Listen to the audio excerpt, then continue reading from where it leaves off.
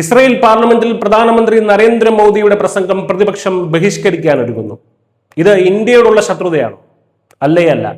ഇതിന് പിന്നിലെ യാഥാർത്ഥ്യം മറ്റൊന്നാണ്. നരേന്ദ്രമോദിയോട് ഇസ്രായേൽ പ്രതിപക്ഷത്തിന് യാതൊരു വിരോധവുമില്ല, മറിച്ച് വലിയ ബഹുമാനം മാത്രമാണുള്ളത്.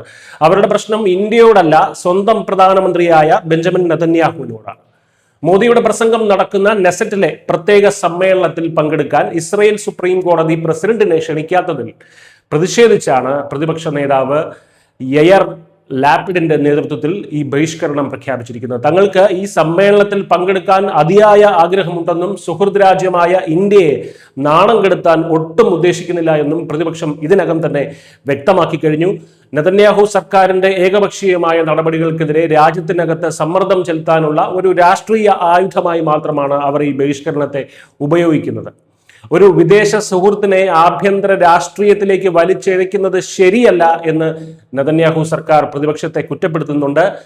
മുൻപ് US പ്രസിഡന്റ് ഡൊണാൾഡ് ട്രംപ് അടക്കമുള്ളവർ പാർലമെന്റിനെ അഭിസംബോധന ചെയ്തപ്പോൾ സുപ്രീം കോടതി പ്രസിഡന്റ് ഇല്ലാതിരുന്നിട്ടും പ്രതിപക്ഷം പങ്കെടുത്തിരുന്നുവെന്ന് സ്പീക്കർ കൂടി ചൂണ്ടിക്കാണിക്കുന്നുണ്ട്. ചുരുക്കത്തിൽ ഈ ബഹിഷ്കരണം പൂർണ്ണമായും നെതന്യാഹുവിനെ പ്രതിരോധത്തിലാക്കാനുള്ള ഇസ്രായേലിന്റെ ആഭ്യന്തര രാഷ്ട്രീയ തന്ത്രം മാത്രമാണ്. അതിൽ മോദി വിരോധം ഒന്നും തന്നെ ഇല്ല.